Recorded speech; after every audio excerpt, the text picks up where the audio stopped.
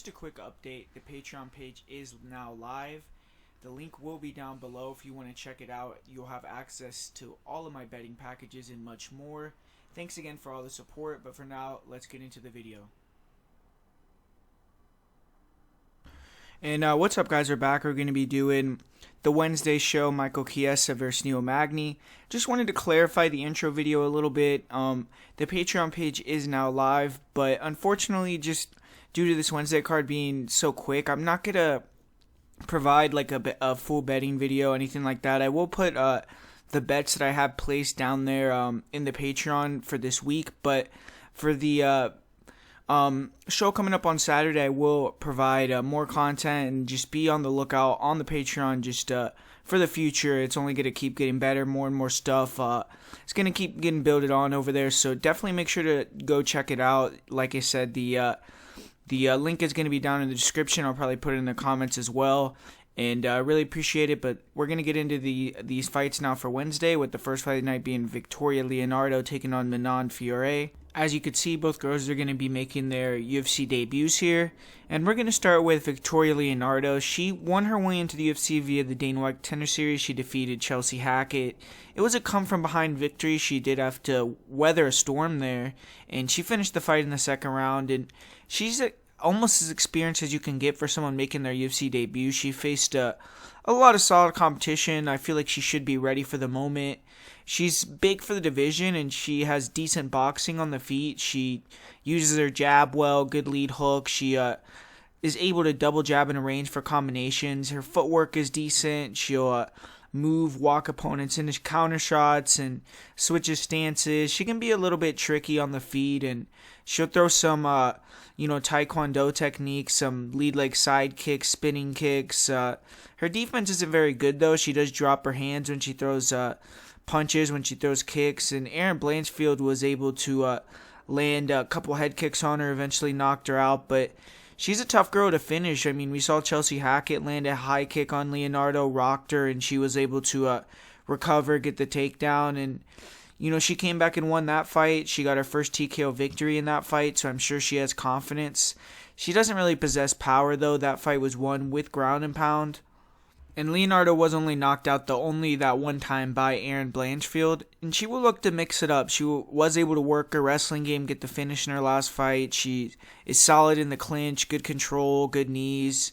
She was able to hit takedowns on Chelsea Hackett against the cage, and she was levels above her when it went to the ground. On top, Leonardo, she has good rear naked choke. She has a pretty good mount. She was able to finish with ground and pound from the mount against Chelsea Hackett, but she can be taken down herself, and off her back, I will say she's tough, she's scrambly, but she can give up dominant positions. She was submitted in her other loss against Miranda Maverick.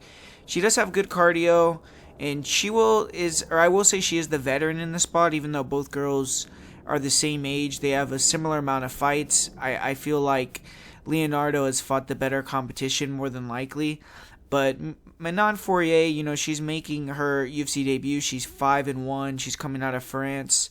She lost her MMA debut by split decision, but since then she's gone 5-0. She has 4 finishes, and she's getting this opportunity likely because she's fought her last 3 fights in Abu Dhabi, so she's going to be used to fighting here. And she hasn't defeated any name fighters, but she's defeated a couple girls that do have good records. She's impressive on tape. She has a karate style on the feet. She has a really nice jab, good 1-2, good lead hook. She has good front leg side kicks. She's very accurate. She throws long combinations. She is good at pot shotting, sticking, and moving. She keeps the range very well. In a lot of fights, she bloodies her opponent's faces up. She really looks like she hits pretty hard. She's finished 4 of her 5 fights by KO TKO, and she's never been finished by strikes. She's well-rounded as well, which I was surprised by. She's has that ability to close the gap because of her karate style, and she uses that to hit really nice double legs. She has really good timing on the level changes, good body locks, and her top game is really good. She has good control, good ground and pound. She'll move into dominant positions, really good at flowing from position to position. She has good control. In her one loss, she did get taken down with a few throws in the clinch, controlled, but she had her moments as well, and it was her debut in MMA, so she maybe, didn't fight to her full potential. She has good cardio. She has momentum here. She's riding a 5-fight winning streak. And in looking at this fight, I feel like Manon is going to get the win here. She's fun to watch. She has great movement, accuracy, karate style, controls range, mixes in the grappling well. She has good wrestling, good jiu-jitsu. Leonardo's good, but I think she's a step behind in almost every facet, technically, athletically. I just see her not being able to get the finish, but I think she's going to be able to kind of dominate Victoria Leonardo, get the win here. So I'm going to go with Manon to get a decision win. In this next fight, we got the debut of Umar Nurmagomedov. He's going to be taking on Sergey Morozov. So this is a pretty high-level fight in my opinion. We have Umar Nurmagomedov. He's finally making his anticipated return. He had a hiccup in October where he was supposed to fight, but it was against the same opponent, I believe, as well, Sergey Morozov, but I think he had an illness. I don't think it was COVID-related, but he was forced to withdraw. He's 12-0, and, obviously having the last name Nurmagomedov, Umar already had some hype behind him. He's fought, he's defeated some solid competition, and he did well when he came to the U.S. and competed in PFL. He's a solid striker, but still is green. He has good kicks, but he's a little bit hittable. He does do a good job controlling range. He's dynamic, decent hands. But he's more of a kicker. He definitely throws really nice fluid kicks with both legs. He has nice round kicks, front kicks, high kicks, question mark kicks. He'll throw a lot of spinning attacks. And I feel like he's still a bit uncomfortable on the feet. He looks a little hittable, leans on his grappling. But he is, I don't know if I would say he's the better striker in this matchup, but I think he could definitely compete with Morozov. So this is a good matchup for him in terms of that. And in terms of his grappling, he's a great grappler. Really good body locks, free straw wrestling takedowns. On top, he has great control, ground and pound. He's just a grinder. He's gotten a lot more vicious on the mat in recent fights. He's getting into dominant positions like knee on belly and just raining down shots until guys give their backs or just get pounded out. And he's very good when he takes the back. He has 4 rear naked chokes. He has a guillotine victory. I haven't really seen many people try to shoot in on Umar, and Morozov, I feel definitely will try to wrestle with him and try to create scrambles, things like that. I think we're going to learn a lot in this matchup, see a lot of very good scrambles, and Nurmagomedov, I feel, does have a better gas tank, though, so I think that in the end could help him out. For his opponent, Sergey Morozov, he has a big opportunity here to make a splash in his debut. If he can defeat, Umar, that'll immediately give him some name value. And he's 16-3, and he's won 5 fights in a row, so he's no slouch. He has a lot of experience. He's coming in on a win streak, and he's fought good competition. And the one loss that he's had in recent years, he's been able to avenge it. He had one other loss to Movsar Evloev here. And Morozov, he's a good fighter, though. He blends his striking, his grappling well. On the feet, he's quick, he's shifty. He's actually very fast. I feel like he's the faster guy. He has solid movement, and he tries to pick fighters off from the outside until he can time the takedown, And Morozov, he has a really nice right cross. He'll shoot it to the body, to the head. He has a tight left hook, and he knocked out one of his recent opponents with a left hook going backwards. He'll throw right hooks, overhand rights. He throws super hard body kicks as well, but isn't a super high volume guy. He just tries to pot shot from the outside. And he can make a lot of fights slow paced, though, because of the takedown threat that he does have. And he's a good counter striker. He catches guys, keeps them honest. He has power, and he hurts a lot of his opponents, actually. But defensively, Morozov can kind of keep his chin in the air at times, and he was made to pay for that. He got knocked out by Josh Reddinghouse. He can struggle also when fighters can pressure him and deny the takedowns. He's a good but not great striker, I would say. And he's only been knocked out one time in his career, so he is durable. And he's a strong grappler. He sets his takedowns up well. He's good at using his cross or his overhands to get inside, level change, get the body lock. He's good at getting the tight waist, circling to the back from there. And he's good at grinding guys out from the wrestling ride position, just continually mat returning them. He definitely has good cardio as well. He's been in a few 5-round fights, and he's willing to just continue to wrestle, but he did succumb to the grind of Movsar Evloev. He did show some pretty good takedown defense and scrambling ability, though, and stopped a lot of takedowns. He was able to scramble back up to his feet when he was taken down. Evloev had a lot of size on Morozov, too. He obviously fights at 145 now, so, this fight he's not going to be as big of a size disadvantage. And Morozov was able to take Evloev's back, win a few of the grappling exchanges, and didn't show that he was that far behind theoretically. But Rettinghouse, he was able to dominate Josh Rettinghouse when they grappled. That was his most recent fight, but there was one period of time where he lost the scramble in the third round, gave up the mount, gave up the back, and really got dominated in basically that entirety of the third round. And he is a guy that does give his back in the scrambles, which against Umar Nurmagomedov, like I said already, he's very good in that position. So if he does take the back early on or at any point in the fight, honestly, we'll probably see a finish, or we'll see Morozov be in that position for the remainder of the round. So he needs to be wary of that, not give up his back. And the first thing I'm going to say is that I think the line is off. I mean, both guys have fought tough competition, but I feel Morozov has better experience and maybe will try to push the pace since he's been in some 5-round fights. But I do feel Umar has really, really good cardio. On the feet, I think, like I said, they're kind of comparable. I do think Umar is a lot cleaner and controls distance better, but I think Morozov is faster, has better boxing. And I think he has more power too.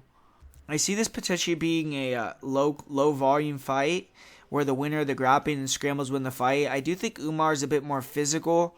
He obviously trains with the better crew, so I'm going to go with him.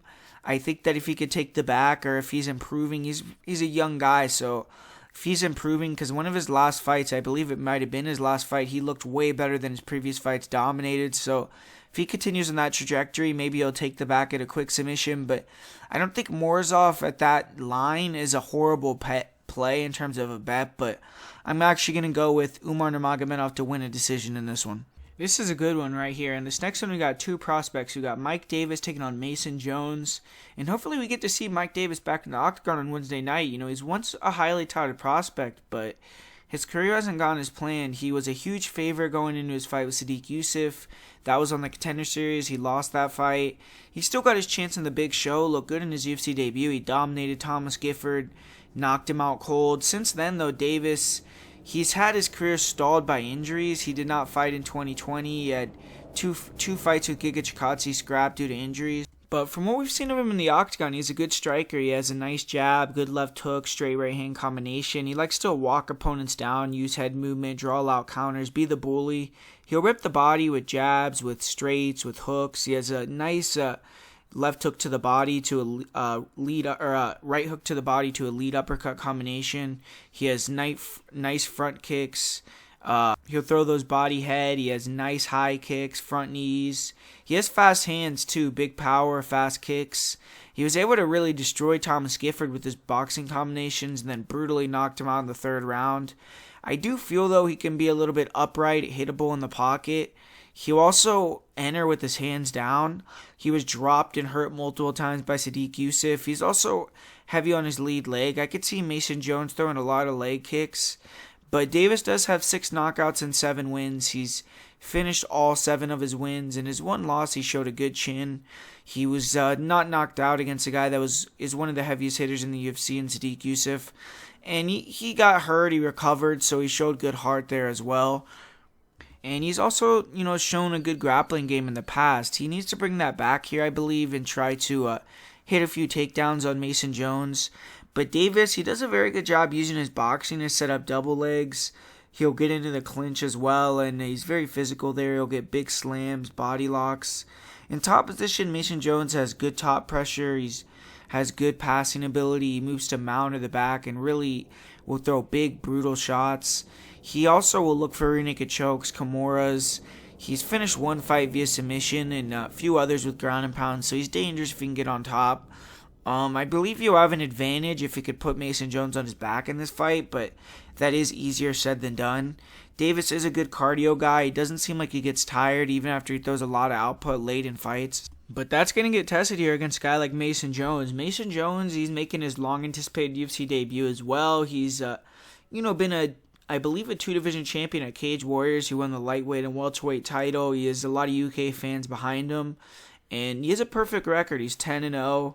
He's very intense, aggressive, well-rounded guy as well. On the feet, he's rugged. He comes forward. He's willing to take one to give one. He has power. He has pretty solid boxing, and he throws really nice slappy punches. He's a very sharp guy. In his last fight, he did drop his opponent with a jab. He has a good 1-2. He has nice counter hooks, counter uppercuts, heavy low kicks, and his body kicks are nice. I don't think he's on the level of a boxer of Mike Davis, but I believe that, he needs to just wear on Davis, eat some of his shots to give his own, throw leg kicks, and eventually it'll start to even out on the hands. His body kicks, like I said, are really nice, and he's willing to pressure, wear guys down, which is what I think he needs to do. I feel like he could struggle with the speed and the movement of Davis early, but if he can get him a little bit tired, then that's where he could start to take over. He is a little bit dependent on his chin. He really takes a lot of damage, but he's never lost, so obviously his chin is still very good. He has 4 knockouts in his career, and he has a judo background. He's well-rounded, nice clinch takedowns. He has really nasty knees, elbows. He'll swarm with combos and mix-in knees that lead to a lot of his finishes. On top, Jones has strong control, big ground and pound, good back takes. He has 3 submission wins. Good defensive wrestling as well. The few times I have seen him taken down, he does a good job working back to his feet. He has great cardio. And he's won his last 2 fights via first-round knockout, so he has to have a lot of confidence right now. And with both these guys, for Mike Davis, I do think he's going to be the bigger guy. He's more athletic, probably has the better boxing. But I think Mason Jones, he's more durable, more of a dog. I think there's going to be a brawl. I think that Jones is going to use the low kicks, kind of wear on Mike Davis, make him have to sit in the pocket more and not be able to use as much of his movement. And I think once that happens, I see Mason Jones being able to take the shots easier. I think once Mike Davis starts to wear some of that damage, then Mason Jones is going to start to kind of just creep ahead on the scorecards. And I actually see Mason Jones being able to get a finish here. I just think he's going to be too aggressive, ready to go for his debut here. And I'm going to go with Mason Jones via second round TKO. This is an interesting fight right here. We have a southpaw versus southpaw matchup and the debut of the brother of the current flyweight champion, Deiveson Figueiredo, and Francisco Figueiredo. And, he actually is really oddly similar to his brother, man. He hasn't fought in almost a year and a half. He's on the older side for bantamweight at 31, but he's kind of used to doing that throughout his career. He has only fought around 1 time per year for the last 3 years. But like I said, on the feet, he has a similar striking style to Deiveson. He holds his hands low, stalks forward. He always has that straight left hand loaded, and he'll throw a nice 1-2. So he'll touch the body with hooks and straights. Good uppercut. He has good eyes, slips and returns, and he's dangerous in the pocket. Nice kicks as well, front kicks to the body, round kicks to the body, to the head. And he'll touch fighters from the outside with stinging shots, and doesn't really throw a lot of combinations like his brother, but he doesn't have that one-punch knockout power like Figueiredo, which makes him a lot less dangerous. He's hittable as well. He got tagged with a lot of shots against Eduardo Souza. He doesn't utilize a lot of footwork, so he relies on his head movement and reflexes. That usually works for him because he's a great athlete, good counter striker, but it also gets him hit unnecessarily. He was knocked out by John Lineker back in the day, and he does have 3 knockouts himself. He is a good offensive grappler. He stands very tall and normally always presses forward. Due to that, fighters can get in on his legs or in the clinch, but he does hold his hands low, so some takedowns he'll defend with the underhooks, and he's good at making fighters pay on the disengagement. He doesn't have good clinch takedown defense, though, and when fighters get deep on his legs, he's going for a ride most of the time. He did get a point taken in his last fight for blatantly grabbing the cage, and, Nazareno, when he's taken down, seems to use the cage to stand back up well. I wasn't able to watch a lot of fights of his, but he stood up pretty quickly when he was taken down, and he has a good armbar off of his back. Isn't an active wrestler, but if he's tagged, you'll look for the clinch, try to bring it to the mat, and I've seen him catch kicks, take people down that way. He was able to secure the 3rd round of his last fight after catching a kick, getting a couple minutes of top control, and he'll look for arm triangles, and he has good positional awareness. He has 7 submissions. He's more of a grappler than a striker, and I do feel in a high-paced fight, Nazareno could kind of slow down, but his cardio, is a little bit questionable. Like I said, I'm sure he's confident, though, ready to climb the ranks as fast as he can. His brother has to give him some confidence coming in here. But he's going to be taking on Jerome Rivera, who needs a win here. He's coming in off a loss. He got knocked out in his last fight by Tyson, and he's only 25 years old, so he's the younger guy. He's going to be the guy that's more likely to improve fight to fight. And I actually feel like he's faced some solid competition, and he's the more experienced guy. His striking, is not very good. He has some straight punches he throws, a lot of kicks, front kicks up the middle, pressure fighter.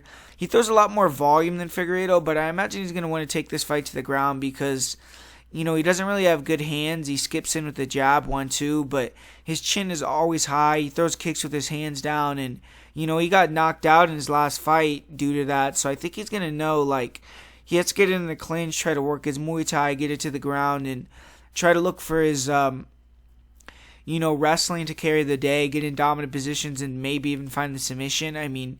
He is good at catching submissions and scrambles. He'll pull guard, and off of his back, he has, decent triangles, R-bars. His cardio is really good, and if he could just try to create a lot of scrambles, make it more of a grappling fight, which, Francisco likes as well, but if he could create the scrambles and not let Francisco just hang around on top, then I think that's going to, make him be able to have a better chance to win, because he has to make this fight ugly. He needs to be ready to go through some shit, eat some shots, come in, give his own. He should, like I said, try to make it grappling heavy, gas Figueiredo out, but Francisco just needs to do his thing, fight his range, strike from the outside, make the cage small.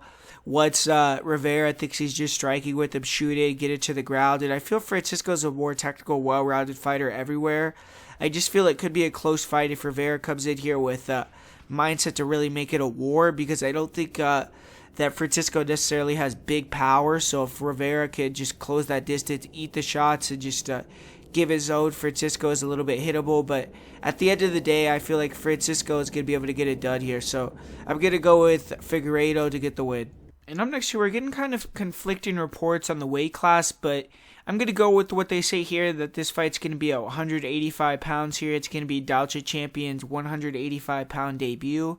And he's hopefully going to be making the walk on Wednesday, man. He's had several scrap bouts in recent weeks. He was scheduled to face Carl Roberson twice in December, but that fight never materialized. He was then set to fight EC Fitikifu at this card, but Fitikifu withdrew, so now Lungiambula is going to fight Marcus Perez here. And, obviously, Dalcha champion, he's a scary knockout artist, but he hasn't fought in quite some time, so I imagine he doesn't care who he fights, he just wants to get back in there. And at only 5'8", I do believe his frame is a lot better suited for middleweight, but he has a weird frame overall. He's abnormally long with a 76-inch reach at only 5'8", so he's going to be 5 inches shorter or 4 inches shorter than Marcus Perez, but he's going to have a 3-inch reach advantage. So he's a big, scary guy, one-punch knockout power. He's very explosive. He's just a powerhouse, man. He's more of a counter-puncher, but his blitz attacks are dangerous. He has a good jab to the body, to the head. He'll throw a jab, left hook, jab, uppercut combination. He has a really devastating overhand right. If you get hit with that, you're going to go to sleep, man. And he closes distance super quickly for a guy his size. He likes to circle and wait for his opportunity to time and throw shots. So sometimes he can get behind on the numbers, but man, when he lands, he lands. And he has a really nasty counter left hook. He has a nice counter right uppercut. He'll throw an right uppercut left hook combination. He doesn't throw a lot of straight shots. He's very wide with everything besides his jabs, which doesn't make him vulnerable in the pocket. And, Magomed Ankalaev was able to put a striking clinic on Dalcha. He kept him at range, kicked him, landed sharp shots, and eventually knocked him out with the front kick to the face. And it's still always dangerous to be brawling with Dalcha. Even if you have him hurt, he's a guy that just will plant his feet and wing. He can knock you out, and he has 4 knockouts in his career, and he's only been finished by strikes that one time. He's well-rounded as well. He's a strong wrestler. His defensive wrestling and game off his back do look a bit questionable, but his offensive wrestling is solid. He's extremely explosive. He get big slam takedowns. He'll shoot decent double legs. He's good at catching kicks, taking opponents down, nice trips, good throws. I'll say like his wrestling isn't elite. Fighters have been able to stuff his takedowns, but now that he's at 185, man, I feel like he might be able to just take these guys down real easily. He was fighting at heavyweight at certain points of times, and he does have heavy hips. He's good at reversing takedowns, getting top position. I feel like in this division he's going to be very hard to take down, but on top, Dalcha isn't super dangerous. He'll throw small ground and pound. If he can get to a dominant position, then he can close the show, but he doesn't really pass guard very much. He prefers to just stay there, control fighters, get the rounds, and fighters are all able to stand up from under him, but, in his last fight, he was able to control on top for longer periods of time.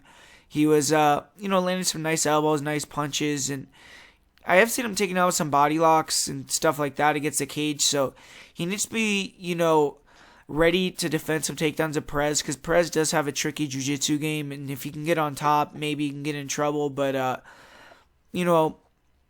overall, I feel like he's going to be the stronger, more physical guy with the better wrestling in this fight, but, Marcus Maluco Perez, he's coming back here, he's trying to snap this 2-fight losing streak.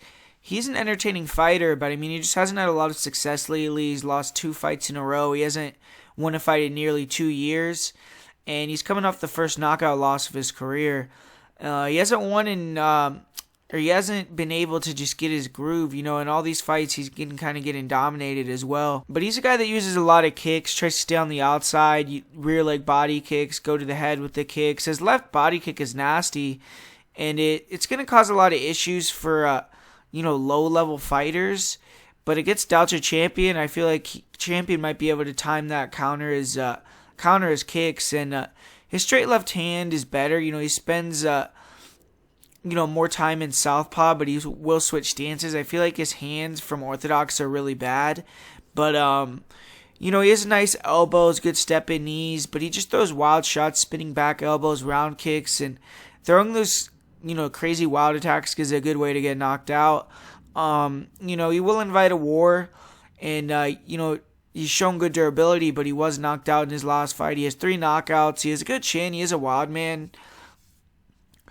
And he's a good grappler. Jump on submissions, but I've seen him, out-muscled in the clinch, controlled against a cage, taken down, dominated. He was, dominated by Eric Anders in that way. But he does do a good job if he can get to the front choke position of hitting darces, Peruvian neckties, guillotines. He was able to hit an arm triangle off of his back against Ian Heinisch.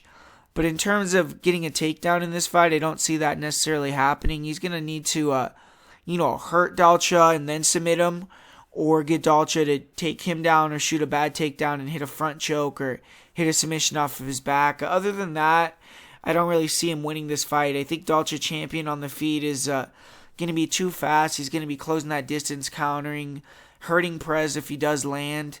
I don't think Perez is going to be able to keep him off of him either if he wants to get him in the clinch, control him. So I just feel like Dalcha is the better fighter here, and he's going to be able to get the win. I think he's superior technically and the superior athlete. So got to go with Dalcha Champion in this one.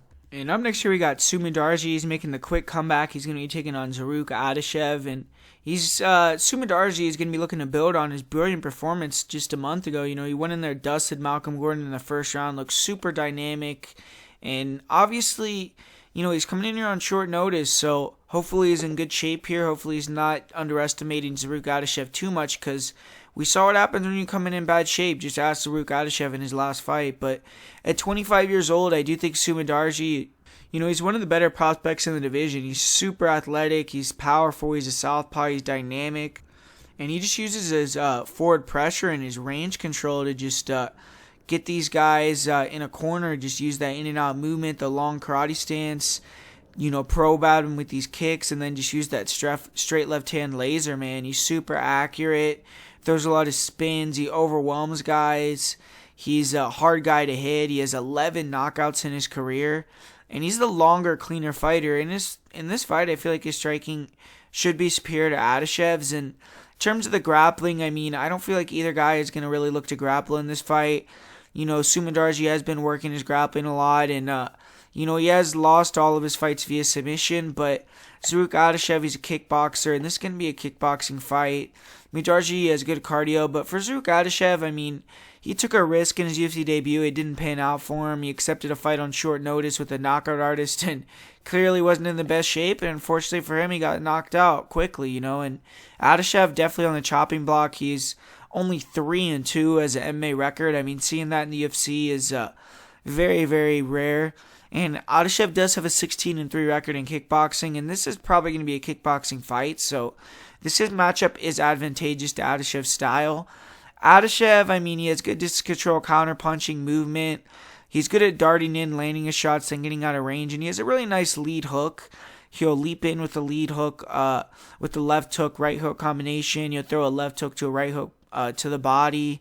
He'll mix kicks into his combinations, round kicks to the body, to the head. There's a lot of spinning and jumping attacks, but he's just very wild, hittable. His offense is his defense, and that doesn't really work against high-level guys in the UFC. He did come in out of shape, but obviously he got knocked out really badly against Tyson Nam. That's never good for your chin going forward. And in terms of the grappling, I mean, I've seen Adashev hit some double legs, hit some takedowns, but don't see him being able to get a takedown here against a guy like Mudaerji. And I just feel like Mudaerji's going to be able to come in here and dominate this fight, man. I feel like he's better on the feet, he's better on the ground.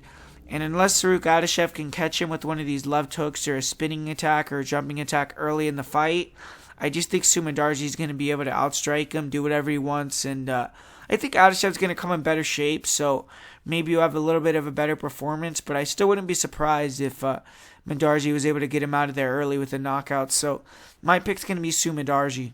And up next, we have a short notice matchup. We have Ricky Simón taking on Gaetano Pirrello. I'm not going to spend a lot of time on this one because I feel like this is kind of a squash match here. Gaetano Pirrello, he's a Belgium guy. He's 15-5-1. He's won 2 fights in a row, 5 of his last 6. So all credit to him. But if you look at his career record, he's fought some name fighters like Arnold Allen, but all of his wins are against low-level opponents. He's taking this matchup on short notice. He hasn't fought in well over a year. It's going to be an uphill battle for him to get the win here. I mean, he does have the tools to get it done, though. I mean, he has 14 knockouts and 15 wins. And he's a striker. I mean, he has good inside-outside low kicks. He comes forward aggressively, good knees, nasty body shots. But, he just needs to let it go here, go for the knockout, because I feel like his striking isn't really that high level necessarily, to be honest with you.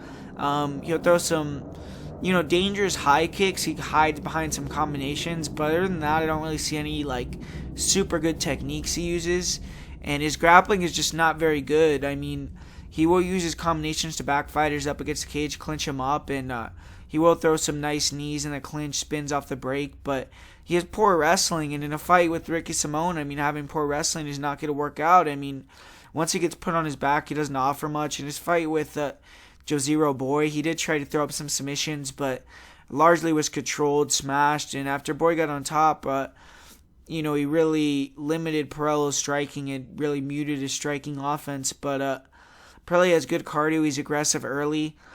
But just in this fight, I mean, Ricky Simón, we all know Ricky's style. He's a decent striker. I mean, he's hittable, but his striking works for him because he uses a forward pressure boxing style and uses it to get in on the legs. And I just see him getting in on this guy, dumping him over and over. I mean, Ricky Simón, he's been in there with Uriah Faber, with some elite guys. He was supposed to fight Brian Kelleher, so I feel like this is kind of a step down in terms of who he's supposed to face. And unless Gaetano can land a perfectly timed knee up the middle or a big shot, I don't see him necessarily being able to get the win here. I just see Ricky Simón taking him down, rinse, repeat. I could see Simón getting a finish, but Simón isn't a big finish guy, so I wouldn't be shocked if he wins the UD too.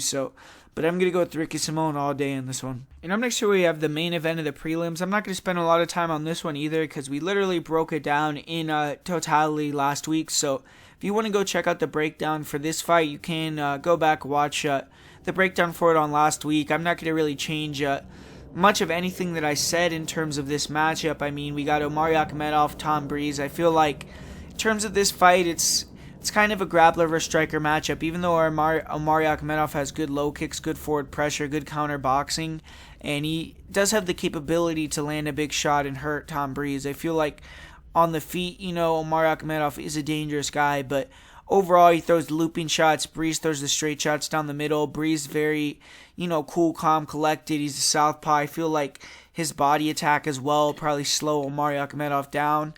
And for Omari Akhmedov, I feel like he needs to hit the takedowns, get in on the legs, get the fight to the ground, where Tom Breese has shown a little bit that he's kind of vulnerable to the takedown. He hasn't fought a lot of grapplers throughout his career, but when he fought Keitaro Nakamura, he did get taken down a couple of times in that one. And Tom Breese is a black belt. He's very good off of his back, but we saw against a guy that is a crushing top game like Brendan Allen, Tom Breese did get overwhelmed in that one. So Akhmedov, if he comes in here, is able to hit the takedowns, I think he's going to get the win. If Tom Breese can negate the takedowns or use his leg locks or his game off his back to get back up to his feet or sweep, take top position, I think he'll probably be able to wear on Omari and get the win. But eventually, I decided I'm going to go with Tom Breese. I think he's just the more technical guy with probably the better gas tank, even though overall both guys, they don't really go to Tom Breese doesn't really go to decision a lot, and Omari Akhmedov, he usually loses third rounds, but Breese, it's not like he's out here winning a lot of late rounds in the fight, so I don't know if Tom Breese necessarily is going to be pushing the pace in the third round if Omari is tired, but I do think he'll probably have the better cardio, and he's the younger guy, he has the higher ceiling to me, he's probably the better, more well-rounded fighter, so obviously Tom Breese has a lot of mental things as well, but I'm going to trust him here to get the decision and get the win. And we're moving on to the main card here where we got Douglas D. Silva de Andrade taking on Lerone Murphy. And Lerone Murphy's back for the second time on Fight Island. He's looking for a similar performance to the first time he was there. Lerone Murphy, the first time he was there, blitzed through Ricardo Ramos in the first round. And he's a super athlete, man. He's very powerful. He's undefeated. He's a big favorite here against Douglas Andrade. Very good in and out movement. He'll switch stances. He has a good jab, real heavy leg kicks. He has a really nasty 1-2. Throws nice long punches. His straight right hand is a lightning bolt, really accurate. And he does have a pretty significant reach advantage in this fight, 2-inch height advantage. He's, good at using his head movement in the pocket. He'll slip and rip to the body. He'll throw big hooks, overhand counters. He has good kicks as well, good round kicks to the body, to the head. He'll throw some front leg side kicks, and he's explosive. He closes a lot of distance with his blitzes. His defense is okay, but he slows down and his hands drop, and he will back up against the cage, just shell up, try to slip shots instead of moving. When guys can pressure him, he doesn't really do the best, and Murphy's still green on the feet. I do think against Andrade, he could walk into some counters. He could have trouble with some low kicks. He's heavy on his lead leg. Murphy's dangerous. He has big power. He has 5 knockouts. He could change the fight with one shot. And he's very durable, and he's just very tough. This is a guy that got shot in the face before, and, he's gotten dropped in certain fights, but he's been able to recover quickly. He's never been finished. And his grappling is solid. He's very physically strong. He has good get-ups. He was able to stand up from bottom and attack off his back versus Ubaira Tuhugov. He will attack submissions off his back, and I expect Murphy to try to wrestle in this fight, or at least get it in the clinch, make it ugly. He's strong, and when he can shoot in on doubles or get in the body lock against the cage, he usually can get the takedown. And when he gets on top of guys, he has good ground and pound. He looks to finish the fight. In his fight with Ricardo Ramos, he was able to beautifully defend multiple back takes. He denied the far hook very good. And eventually he landed a body lock, postured up, landed some disgusting elbows and punches that ended the fight. His ground and pound was straight up violent, man. And if he can get on top of Douglas Andrade, he is going to be the bigger man, so he could potentially get a finish that way. His cardio looked good in his last fight, and he's an interesting prospect for sure. He's undefeated. He's never lost. And he's going to be taking on a tough guy, though, in Douglas Andrade, who's making his return after not fighting at all in 2020.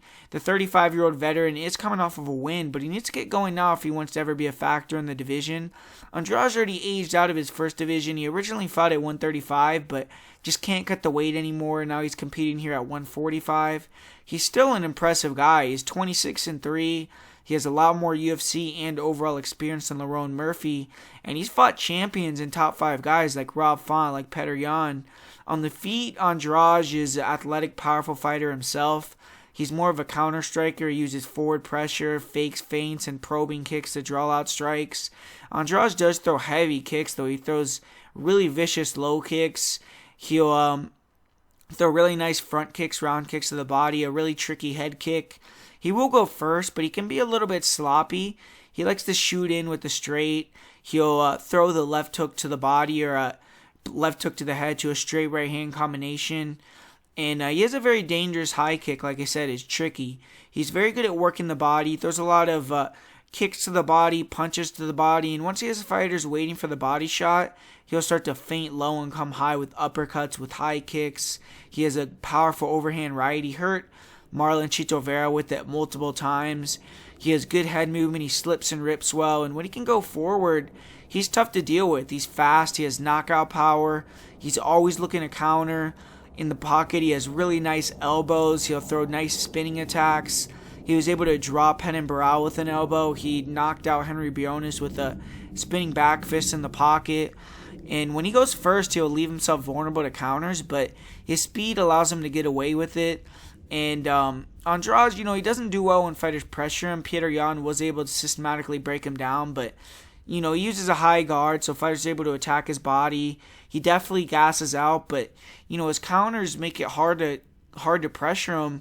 And he does have a good chin. He ate some big shots in his fight with Marlon Vera. He ate some hellacious shots against Petr Yan, and Yan was the only fighter to TKO him in 29 fights, and it was a corner stoppage. It wasn't like he got knocked out.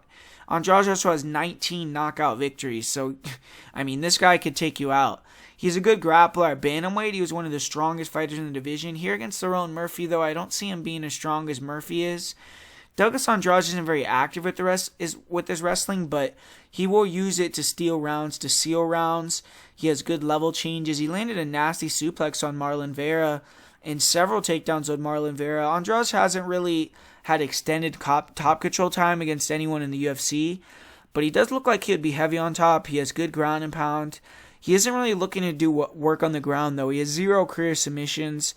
Against Petr Yan, he was dominated in the grappling after he got tired. He was able to create a couple of scrambles, get back up to his feet, and showed he definitely knows what he's doing on the ground. Renan Barão also was able to get a couple takedowns and wet blanket Andrade. Andrade wasn't able to get back up to his feet, and he actually got lucky a couple times with referee stand-up. Andrade has only been submitted one time, though, but one of his glaring weaknesses is the cardio. He did win the third round dominantly over Renan Barão, but both guys looked tired in that fight. At 145, I do think that his cardio probably will be a little bit better. And, this fight, man, Lerone Murphy is my boy. I know if you guys have been watching the channel, you guys know I picked Lerone Murphy as a big underdog in his debut when he took on Zubair Tukhugov.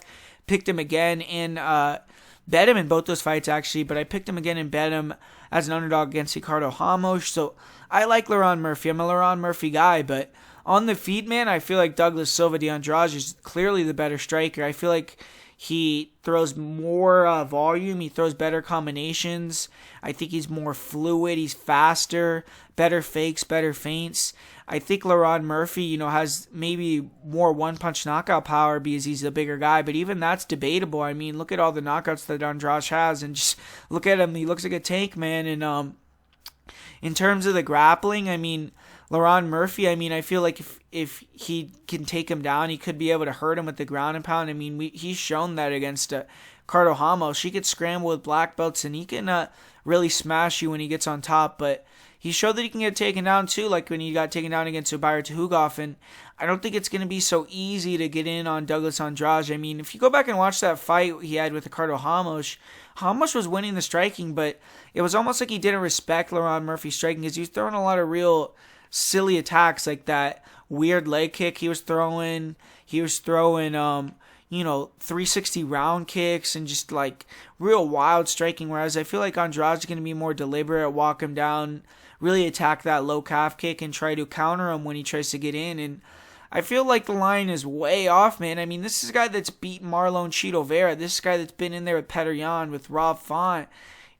I'm going with Douglas Andrade, man. I think he's going to be able to get in there, control the pace of the fight with the striking, and get the decision win. If he gets taken down, gets pounded out, then, that'll be a big win for Lerone Murphy. But, I feel like this is a significant step up from Ricardo Ramos, and I'm actually going to go with Douglas D. Silva de Andrade to get the win. Man, this is a great fight right here. We got Tyson Nam, we got Matt Schnell, and real interesting clash of styles here because Matt Schnell, he's, I believe, technically the better fighter everywhere. I think on the feet, his head movement, his striking is pretty good, man. I mean, really sharp boxing, good counters, good kicks, really tight combinations, fast hands.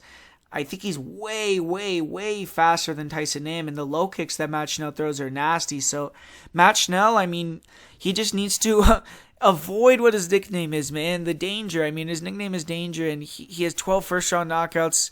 If you watch his last fight with Pantoja, man, it's just a straight-up brawl. He's in there, he's just exchanging in the pocket. With Tyson Nam, he can't do that, man. I think he has to know that because he's been knocked out 4 times, 3 times on his record. But if you go back, you watch that fight with Jonathan Martinez, he got knocked out with that illegal knee as well. And Tyson Nam, I mean, he's not really a great fighter, but 5 of his last 6 wins came by knockout. He has 2 knockouts in a row.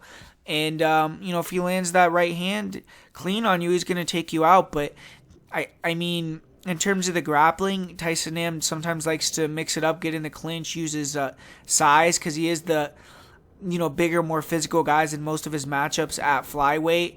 And if you think about it, Tyson Nam's last 2 fights have been at 135, so this is the first time that he's dropping back down to flyweight in a while. Also, with the travel, with being 37, I think it's going to be kind of difficult for him.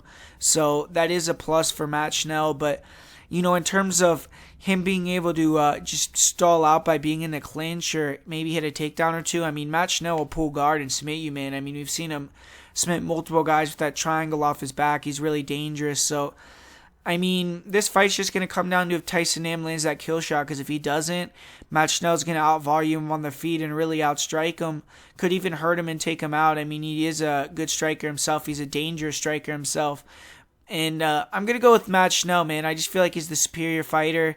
I think he's going to be able to just avoid that big shot, get it done, win a decision. So I think he's going to be way faster. I think he's going to work that low kick, get it engaged early.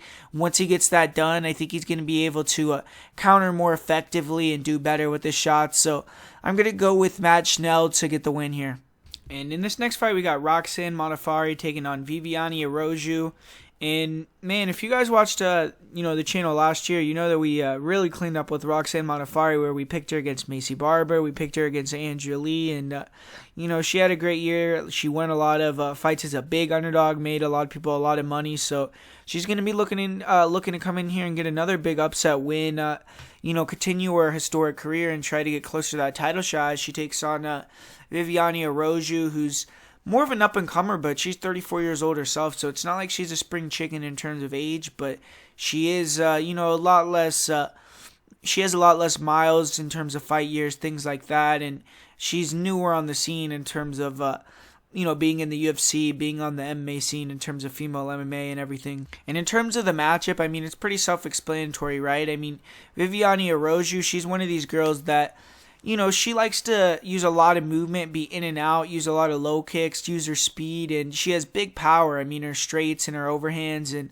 she tries to, come in, land a combination, exit out. And Jessica Eye had success, catching her as she was coming in with the jab, with the hooks, and it made Araújo, less willing to engage, and that's where she started grappling with Jessica Eye, and it looked like the fact that she had to wrestle so much in that fight got her tired, and Jessica Eye was able to win some of the grappling exchanges.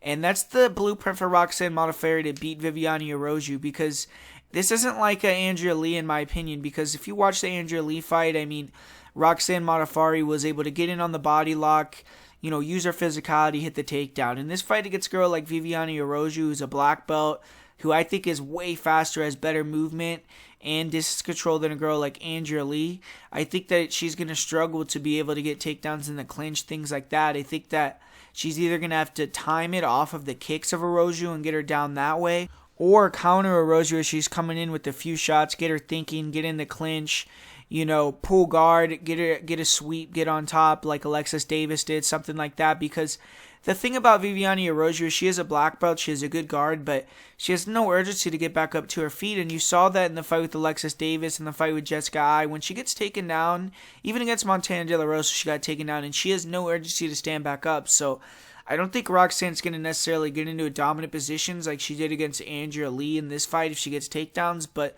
I do think that she'll be able to hold the position and stay on top. So it makes it interesting, because obviously we've known throughout Roxanne Modafferi's career, she's had that durability. She's been able to get in on the inside, get these girls tired. When she gets on top, she controls the position, and if she can eat the shots of Araujo, close that gap, and Araujo starts to get a little bit tired, then maybe we could see Roxanne steal 2 of the 3 rounds. But I feel like this is a bad style matchup because I think Viviane Araujo is more physically strong or can match the physicality of Roxanne.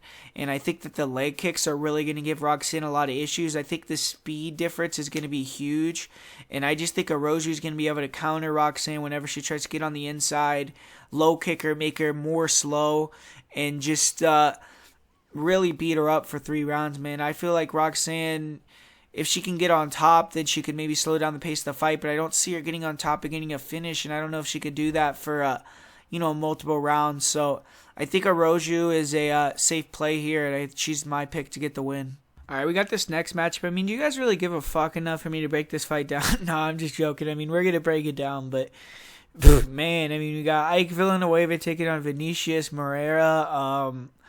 Vinicius Moreira, he went in the UFC 3 times so far. He's got knocked out, or he's gotten knocked out twice, got dropped and submitted in the other fight, all in the first round.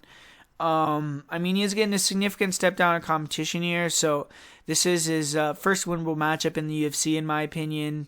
He's going to be fighting Ike Villanueva, who's 0-2 in the UFC. He had his loss at heavyweight to Chase Sherman. Then he also lost as well in his fight against Jordan Wright via cut stoppage.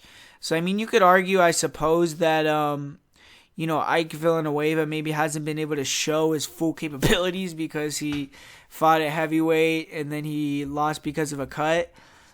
But, it's a striker versus grappler fight. Isaac Villanueva, he definitely has the advantage in his hands. He has 14 knockouts, and all 14 of those knockouts are in the first round. So, Vinicius Moreira, he's a guy that gets knocked out in the first round. Isaac Villanueva is a guy that, gets the first round knockout. So that's something you have to take into account. And I do have to say that Moreira, man, he just comes forward. He's so plodding, so flat-footed.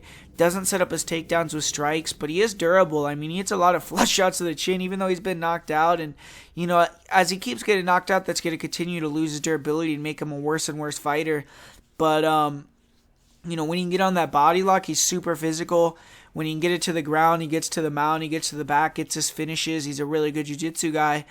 But I feel like Ike Villanueva, he's shown that he could wrestle in certain fights. He was able to take down Justin Ledet multiple times. He was able to deny the takedowns of Trevin Giles, to deny the takedowns of other guys in the regional scene that look like decent wrestlers. And I just don't think Mamucha is anything special in terms of a wrestler. So I'm going to go with the striker. I'm going to go with Ike Villanueva to get that first round knockout. But, this is one of my least confident picks on the card, and, my least, one of the fights that I'm least looking forward to. So I'm going to go with Ike Villanueva, but yeah, man, not really super excited for this one. In the co-main event here, we got Munir Lazzez taking on Warley Alves, and Munir Lazzez, he's getting his second UFC fight, and he's already in a UFC co-main event. So the UFC obviously likes him. He's 7-0 fighting in the UAE, United Arab Emirates. So definitely has a lot of time out here in Dubai that he's invested. He's fought frequently. He trains out of Dubai. So that's also probably a reason why he's in the co-main event as well. And Lazzez is taking this fight on short notice, so he doesn't have that benefit in terms of a full camp, but it is a big edge over fighters who have to travel and acclimate, go over there to Abu Dhabi. On the feet, Munir Lazzez, he uses all his weapons. He throws punches, knees, elbows, kicks. He throws them in all different ways, spins.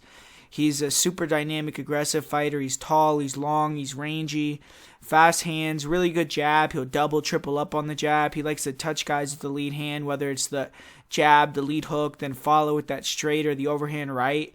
He has nice lead uppercuts. He'll throw heavy, wide hooks. And he's good at staying long with his punches when he goes forward. He, really, really will, jump into his punches, put a lot of power into them. And he's okay at blocking and returning, slipping and returning in the pocket. He's very accurate. He has fast hands with his counters, strong kicks, heavy round kicks to the legs, to the body, to the head. And he disguises his head kicks behind punches well, and he changes the speed of the kicks as well. Question mark kicks, spinning kicks. He has really nasty step-in knees. very good elbows. He's very athletic and confident, super aggressive. He's knocked out 8 of his 10 opponents, and Mounir Lazzez, he's hittable, but he has an incredible chin, man. I mean, he doesn't react to pressure the best. Sometimes he could stand tall and kind of shell up. He doesn't move his head very much, but he just eats shots, and he's very, very, very durable, and he's susceptible to body shots, though I feel like maybe he could get hurt by body shot potentially. But in his fight with Alhassan, he hit some massive shots in the first round. That guy's one of the hardest hitters, and he was able to eat the shots and keep coming. I've seen him eat flush elbows. So, I mean, he's a guy that really has a great chin. And he's not a bad grappler. I mean, he's a striker, but if he needs to, he can get a takedown. He timed a couple takedowns at the end of rounds to seal the win against Abdulrazak Al Hassan. In the second round, Lazzez was able to dominate the round with his grappling pretty much. On top, he kind of stalled out, but he was able to side control from periods of times. He ended up actually getting stood up from side controls, so it showed how much he was actually doing on top, but he still had the control. His takedown defense is getting better, but he still doesn't have the best takedown defense, and he's green on the ground. I mean, in his one loss, he got grinded out by Eldar Aldarov. He lost via, just getting taken down against the cage, not being able to get his back off the cage. And he showed an ability to get back up to his feet against Eldarov, good get-ups against the cage. But in his fight with Chris Van Dijk, he, lost the first round, gave up the mount, spent the majority of the 5 minutes on his back, and when the round ended, Lazzez was in a mounted armbar. In the second round, Van Dijk jumped on a guillotine near the end of the round, and Lazzez exposed his neck trying to stand up, which could be a massive mistake against a guy like Warlley Alves. Against the cage, Lazzez has good get-ups, but if Warlley takes him down in the middle of the octagon, people that bet on Mounir are going to be nervous.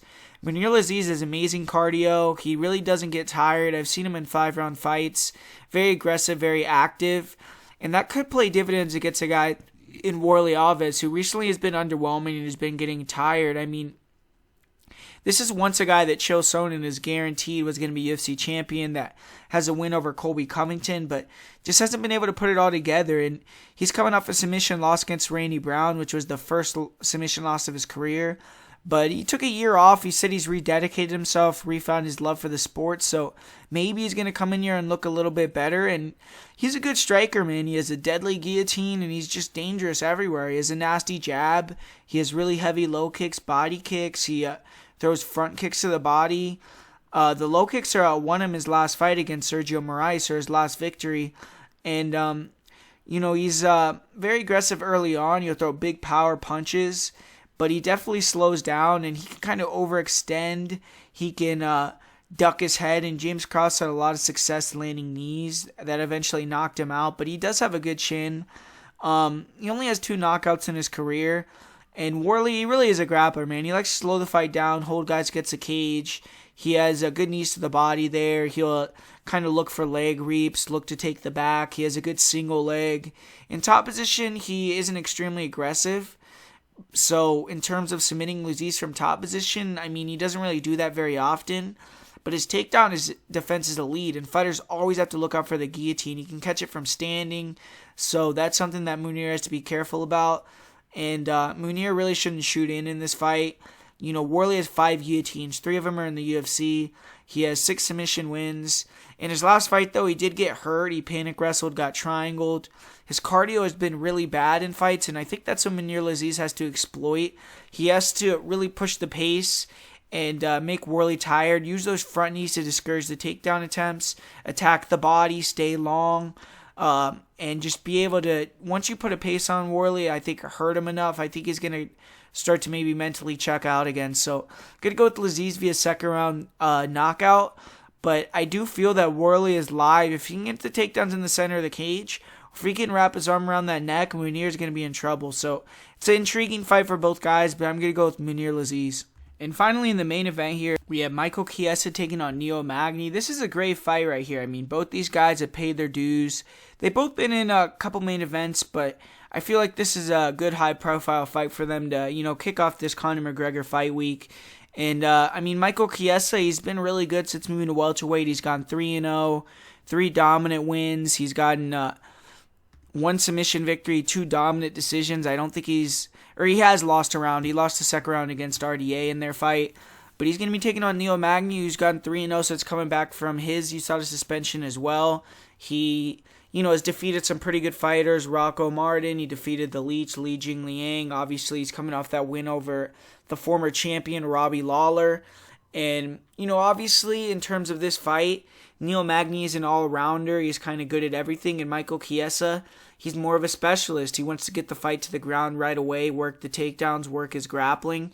And Neil Magny, if you look at his record recently, he hasn't been fighting a lot of grapplers. You see, he fought Carlos Condit, Craig White, Santiago Ponzinibbio, the Leech Li Jingliang, Anthony Rocco Martin, Robbie Lawler. I guess you could say Anthony Martin is a good grappler, but I don't think anyone would classify him as the same level of wrestler as Michael Chiesa, so it's a much different matchup. And Neil Magny historically has not had the best takedown defense as well. He's been able to get taken down. He, has around a 59% takedown defense. And in terms of this fight, I do feel like it could be an interesting matchup for Michael Chiesa, because I don't think Chiesa has ever fought someone that had a longer reach than him. He has fought guys like James Vicks, who maybe has a half an inch advantage, so I take that back, 76, 75 and a half. So, but I don't think he's fought anyone with like an 80-inch reach, anything like that. So Neil Magny obviously has pretty good movement, and he does a good job of, pot shotting with his long range, using his jab, using his straight shots, keeping the distance, using his footwork. And that's going to have to be on full display in this fight. He can't get backed up, because Michael Chiesa, this guy is just a southpaw pressure striker that makes it really ugly on the feet, uses crosses, uses a lot of kicks, flying attacks to close that distance, getting in the clinch. And once he gets in the clinch, he's super physical, man. He's been dominating these guys at welterweight. And I believe that's a big thing in this fight, where Neil Magny, he's really good at using his knees to intercept guys when they go for takedowns, make it harder for them to get in on the legs. But since Chiesa doesn't really shoot in on the legs, it takes away the threat of the knee to the head for the knockout, and it takes away, just that part of his game, because Chiesa's going to be able to get in on the body locks, I feel, much easier. And the way these guys strikes, I feel like Neil Magny, even though he has that distance control, or the distance in his strikes, like with his reach, he likes to pressure and get in the clinch, and a lot of his fights end up grappling fights. Chiesa, he obviously pressures himself into the clinch, so I think both these guys are going to get in the clinch, and from there, it's going to be Chiesa, working against the cage, and it's going to be, we're going to see who the stronger guy is, because this is probably the first big, strong guy that Chiesa has fought at welterweight. He fought Carlos Condit, but historically Condit, poor takedown defense, not the most physical guy, and Chiesa took him down at that nasty freaking one-armed Kimura. But Neil Magny, he's historically been known to be strong in the clinch, and so maybe if he's strong enough to hold Chiesa against the cage and counteract his takedown game, then he's going to win the fight. But to me, I feel like Chiesa is going to be the one being able to dominate the clinch. I think that he's going to be looking for the body lock trips while looking to take the back, and I think that he's going to be able to do it. We saw Rocco Martin against Neil Magny have a lot of clinch control time against the cage, like close to 5 minutes control time. He was able to take down Neil Magny with the double leg, take Neil Magny's back, and I just feel like Chiesa, if he can get into those positions in the clinch, or if he can get into those back take positions, I think Chiesa is one of the best in the division at taking the back. He's probably one of the best in the UFC. We've seen him submit elite-level black belts like Benny Dariush, and I just feel like in this fight, I don't think Magny necessarily has big knockout power, so I think Chiesa is going to be willing to eat some shots to get on the inside. Once he gets in the clinch, I just see him being the better, more physical grappler. His fight with RDA, man, he was really impressive. He really dominated RDA in the grappling, got on top, controlled him. So even if he isn't able to submit Neil, or Neil does a good job of the back mount defense, I think that Chiesa is still going to be able to take him down, control him, dominate on top, and I just don't think Neil Magny is going to be able to keep him off of him with the striking. Chiesa isn't a guy to me that looks like he's going to gas out, but that is something that we have to monitor. Obviously, Chiesa's never been in a fourth or a fifth round. Neil Magny, we obviously know him as a cardio machine. He's been able to pick up these fights, late fights, like against Kelvin Gastelum, things like that. So I feel like You know, this fight just comes down to if Neil Magny could stop the forward pressure and the takedowns of Chiesa, but I just don't see him being able to do it. And I think that Chiesa is actually going to have a big gap once it gets into the grappling. So give me Chiesa, and I actually think he's going to be able to get a submission. So I'm going with Chiesa via second round rear naked choke in this fight. So there you have it, guys. That's the breakdown for UFC Fight Island 8, Neil Magny versus Michael Chiesa. Hope you guys enjoyed the video. Like I said in the beginning of the video, the Patreon is now live, so we're going to be uploading some stuff on there tonight. I'm going to be putting all my bet packages, everything on there that I have currently. So make sure to go over there and purchase that if you're interested, and start churning out content over there. It only continue to improve, get better as it continues to go on. And in terms of anything with this card, if you have any questions, if you have any bets, I would love to know them. So put them in the comments below. Obviously, leave a like, everything like that. And for the parlay of the week and the most confident pick and the underdog of the week on this card, my parlay of the week is going to be Manon and Ricky Simón. And for my most confident pick on this card is going to be Ricky Simón. In terms of the underdog of the week, it's going to be Mason Jones. So there you have it, guys. Thanks for watching, and I'll talk to you guys later.